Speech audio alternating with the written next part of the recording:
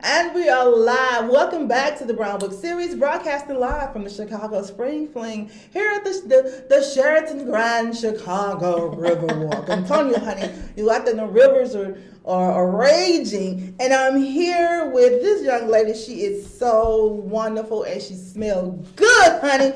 I'm like, what does she got on right now? She smells so good. Miss Boozy Broad herself, Melanie Johnson.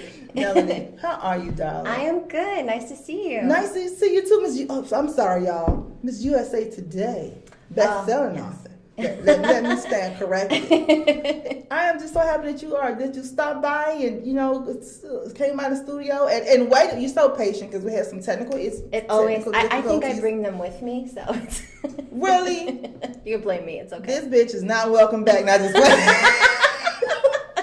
Melanie, please tell everybody a little bit about yourself. Okay, yeah, so I am Melanie Johnson, and that's spelled with an O, just in case you are looking for me on the internet. And there are two of us. There's me and a fantastic woman who owns a casino. I'm not the casino owner.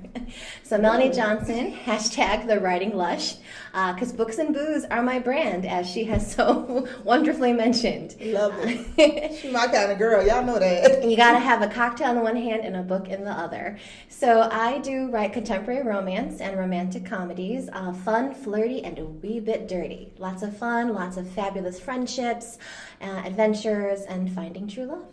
I absolutely love that. Now, speaking of finding true love, your latest novel, Too Good to Be Real. Yeah. Girl, tell us a little bit about Too Good to Be Real. So Too Good to Be Real kind of came about by accident. I like to think of it as Austin Land for rom-com lovers. And if you don't know what Austin Land is, that's okay. It's a resort. Well, it's a book that's talks about a fictional resort where people who love Jane Austen can go and live in like the immersive world of Jane Austen. So you can pretend to meet Mr. Darcy and all these various things. Mm-hmm. And I thought, why don't we have something like that for romantic comedies? So basically it is like a role-playing game at a resort where you get to pretend you're living in a romantic comedy. That's hot. Just some fun stuff. So yeah, so you get caught in the elevator. You have, various meet cute situations that seem to pop up, and you get to like live your fantasies. Now this meet cute thing, right? Yeah.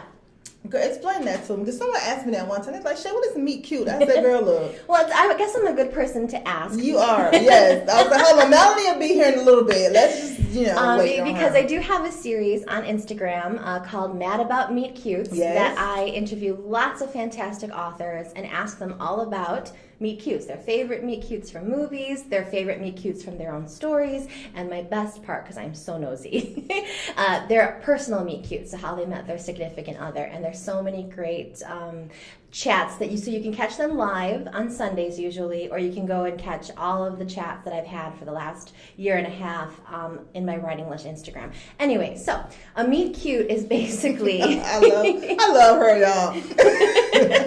It's basically the inciting incident, which we use in writers' terms, is like the moment something happens, and it's a moment when your two main characters meet on the page for the first time. And so they often call this the catalyst. Like if you've heard of Save the Cat, it's another screenwriting book. Yeah. The catalyst is when things get mixed up and the action starts. So you've got like your one ingredient is one character, the other ingredient is the other character, and then the meet cute is what takes it shakes it all up, and then things happen.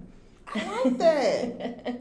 And so usually, often, especially in romantic comedies, it is literally when they smash into each other. There's a collision, there's a spill, there's a fall, there's something that involves an awkwardness. And I think that awkwardness also helps create empathy, shows the characters are vulnerable, and brings the readers in and makes them care for the characters. And the biggest thing is not just the characters meeting each other, it's your reader meeting the characters. Right. Meeting the characters and falling in love with them and wanting them to fall in love with each other.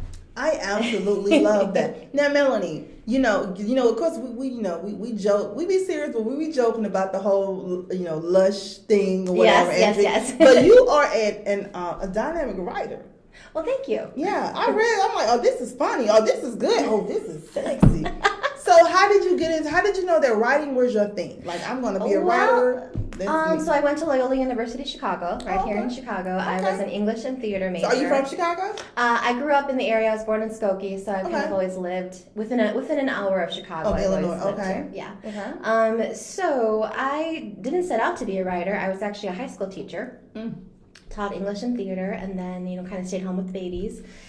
And took that time, and it was actually during that time when you're so hungry for something other than Dora the Explorer and all those things. Dora the Explorer was that bitch, baby. Everybody. She might have helped me figure out this hotel. Actually, I can use that map right now. Yes. If you're not in the Sheridan Grand, there's like this maze of escalators. Yes, it's a lot. So I was hungry for, some kind of mental stimulation. So a friend of mine, another mom, and I did NaNoWriMo, which is National Novel Writing Month. Okay. And it is this huge organization. It's nonprofit and encourages people to write an entire book in the month of November. And it's just the whole point is, and I think that a lot of us kind of have this issue with perfection, and it's not going to be good enough, and so we stop ourselves, or we fall into what I call editing purgatory, where you write that first chapter, and then you spend the next 5 years editing that first chapter. Yes, oh my God. So what NaNoWriMo does is take the pressure off, and they're just like, you're going to write every day. Like, if you break it down, it's like at least 1,200 words. Right. So you get to that 50,000 mark by the end of the month. And that kind of pushes you to just write. And so I did that, and I loved it. And I talk about getting bit by the acting bug. I was bit by the writing bug. You'd be a great actress, though, too, girl. I was an actress before I did all this stuff. I narrate audiobooks on the side under a pseudonym. Okay. I love it. But yeah, so the writing just kind of, we're here at the Chicago Writers Conference, and it was Chicago North that was like very integral to my path to what I have as success right now. So yeah, that chapter helping me figure out what it's like to query an agent, how you go out on submission, learn so much through this chapter. I absolutely love it. Now, are you doing a panel here for the conference? So I have two. Actually, I'm doing a presentation today on Meet Cutes. What time is that presentation? 2:30. I got to be over there. I'm teaching about how to brainstorm, how to create a Meet Cute, and how to use your personal Meet Cute stories to make your writing more. To have the reader empathize with you. So we'll talk about that today. And then tomorrow, me and my fellow boozy book broads will be doing a panel on how to create author events, like how to while drunk. No. Well, so that is a problem. So the Boozy Book Rods, we started this, during the pandemic. And who are the Boozy Book? So it's me, Angelina M. Lopez, and Danielle Dresser, who actually is Danielle Jackson. Danielle Jackson is her pen name. So Danielle Jackson, who I think might be coming in tomorrow. Okay, cool. For sure. Okay. Yeah. So the three of us we talk about how we kind of fell into this together, and we paired up with Love Sweet Arrow, which is a local romance indie bookstore run by a mother-daughter team. So we love supporting. I met them last night. Yes, female entrepreneurs. It's fantastic. We just started doing these monthly Zooms with cocktails and inviting an author to come on and join us. We had some fantastic guests. Speaking of fantastic guests, you've got Beverly Jenkins' 70th plus one birthday party coming up. I love you saw that? Yes, I'm telling you, we will be there broadcasting live in Detroit. Hey, Auntie That's Beth. Amazing. Hi, Miss Beth. Happy birthday in advance. Yes, happy birthday in advance. You should come. It's going to be nice. I will tell Eliza, who's in Detroit, and see if she can make it out to the party. Eliza Mann, yeah. Okay, all right. That'll be it just kind of became a fun thing, but the problem is, because we made it a part of our event, that we had like a signature cocktail. So we would all say, "What are you drinking tonight?" We were very sure that it was welcoming. It does not have to be alcoholic. We understand. Yeah, we did. No pressure. No pressure. But we did, so it became part of my routine to make a drink before I did an author event. So I would do other author events for libraries, for bookstores, and I was like it was like habit. I would go make a cocktail. And sometimes I'd be the only, like, no one else has a drink, just me. Oh, that's right. It's not the boozy. Oh my God, I love it though. Did you come up with the name too? Or Yeah, we did. We came up, I mean, we're all fans of alliteration, so we just, and then we felt like, I know broads can sometimes be derogatory, but we're like, nah, we're good. Exactly. Yeah. People are just so sensitive. And now my thing is, if I call myself a broad, why are you mad? Yes, thank you. What I gotta do with you? Why are you upset? That's a good point. Absolutely crazy. So, are you considered a hybrid author, or are you traditionally published, or are you straight indie? That's a good question. So I am technically hybrid, but not full hybrid. So what I mean by that is right now all of my books are with traditional publishing. I'm with St. Martin's Press, but I have released 3 novellas, indie, but they're in indie anthology. So I have not yet released an indie project on my own without an anthology, but I do have plans to play around in the indie world, possibly under a pen name. So I absolutely love that. Look at you, Miss. So is this your first? What's not your first conference? Is this your first time doing panels, or? I think this is my first time like presenting in a panel in a conference. Like I've organized conferences before. I've been moderator. I've been conference organizer, having to do all the talking in front of the audience, but not like actually having to teach in a conference format. No, this is it. This is the first time. Girl, oh my God. So how did you prepare for that? So with the panel we're doing as a group, it's funny, we each have very different personalities, and I consider myself kind of type A, but like not, one of the other ones is she had an outline and a list, and we had at least 4 meetings leading up to this, and we had a practice session yesterday, so we are good to go. We have a printed worksheet. What? Malik, we ain't had none of that. Listen. We didn't do none of that. We're slacking. We need to get our shit together. But for my workshop that I'm doing today, alone by myself, they asked me, do you have is there a PowerPoint or anything? I'm like, no, we're doing this old school. It's just me up there talking. And like a Q&A section. I'm asking you a question, y'all gonna ask me questions, and that's how it's gonna be. But you got that type of personality too.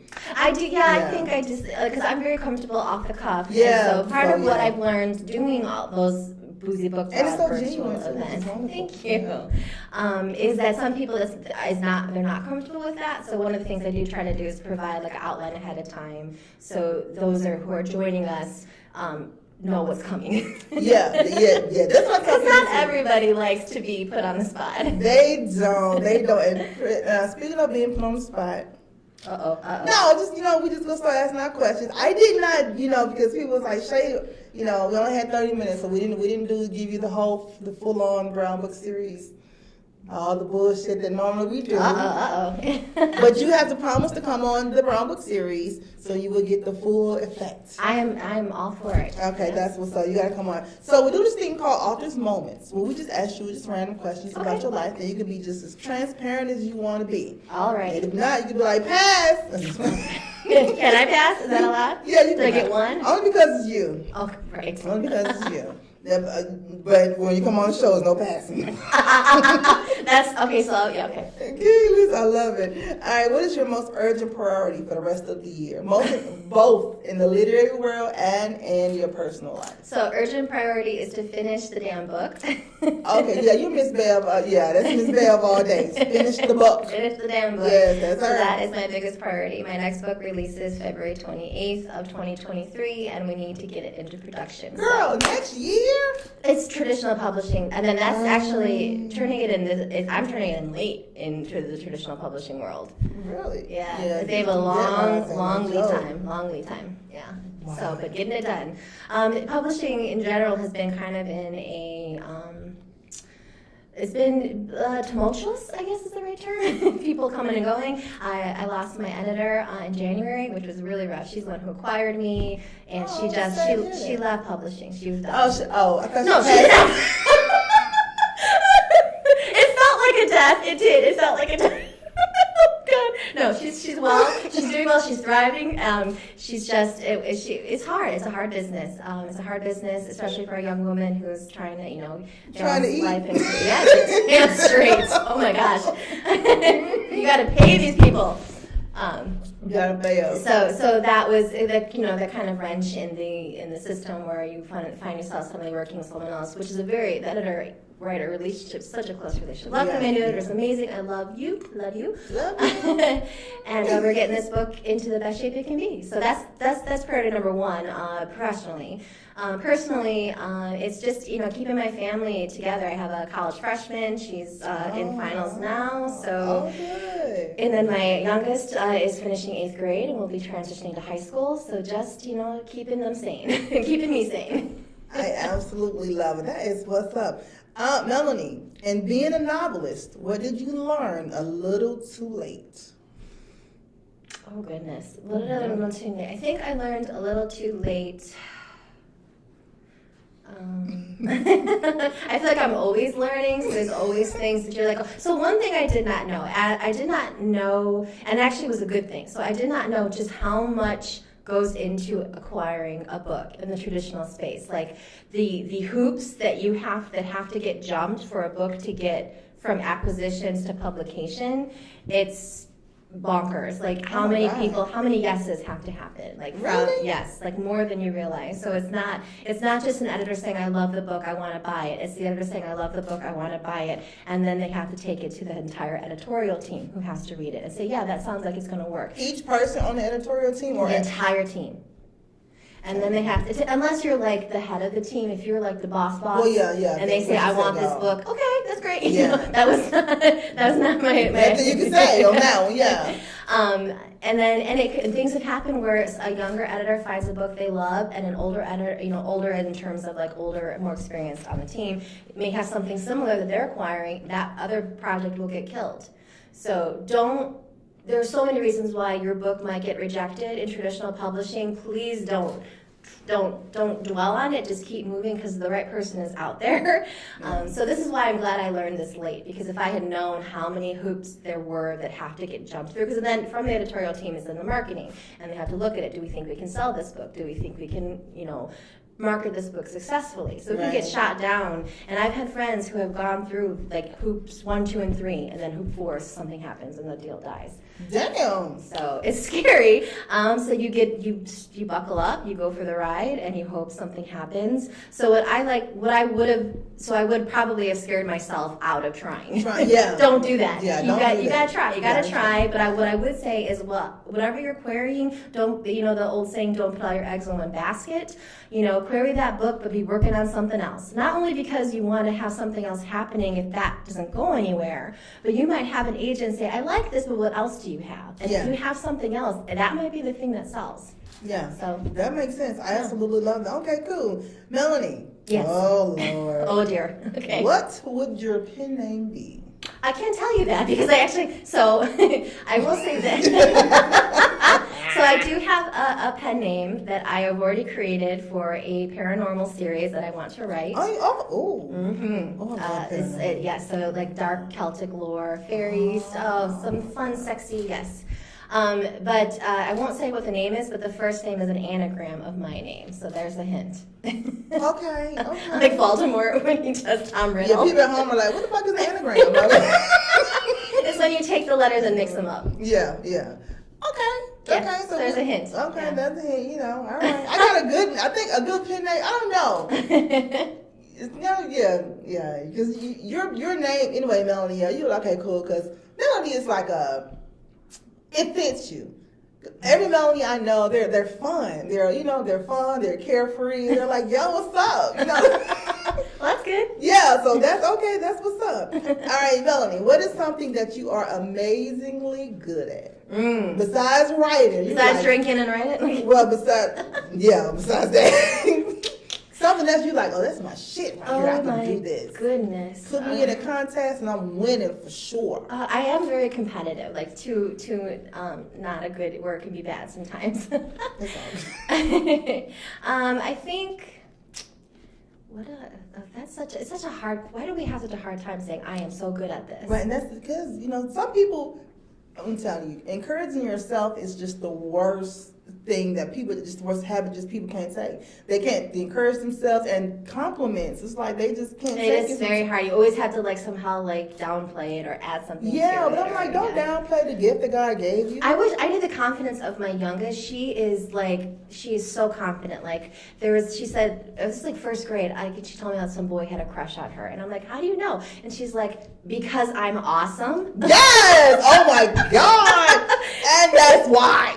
And that's why. That's the answer. Like, and like people. Period. She's a redhead as well, and we constantly would have people. Well, your hair is so beautiful. I know. I'm like, sweetheart, you have to say thank you. I mean, just say thank you. And so the next time it happened, we were in a grocery store. Some lady's like, oh, your hair is so beautiful. Thank you. I know.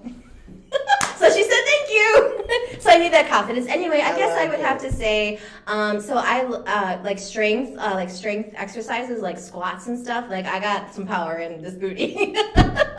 So I can deadlift quite a bit. So there you go. That's something I'm good at. I love it. She said she got some strength in this booty, baby. That's what I'm talking about. That's honey. right. Love it. If you could sit down with your 15-year-old self, oh dear. Okay. what would you tell her? Have more fun. You know, like I graduated high school at 16. I started college at 16. Uh-huh. And, just kind of like full speed ahead.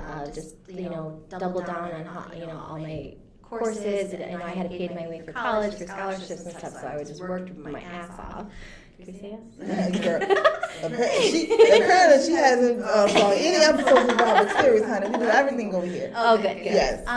So I would tell myself to just have more fun. Like you can take breaks, you can enjoy yourself. It's gonna be okay. And some of the things you stress about don't matter that much in that. It don't matter that much in you be like stressing over shit, like, oh my God. Right, there was that movie that came out, Booksmart, I think it was, and it was like they were graduating high school, and there was the girl, she'd done everything right, and she was so excited about the next step, and she's asking all her friends what they're doing, and all these people that she thought were slackers all had good things planned too, and she's like, this isn't fair. Like, you had fun, and you're still good. And so she decided she's going to fit 4 years of fun in one night. Damn.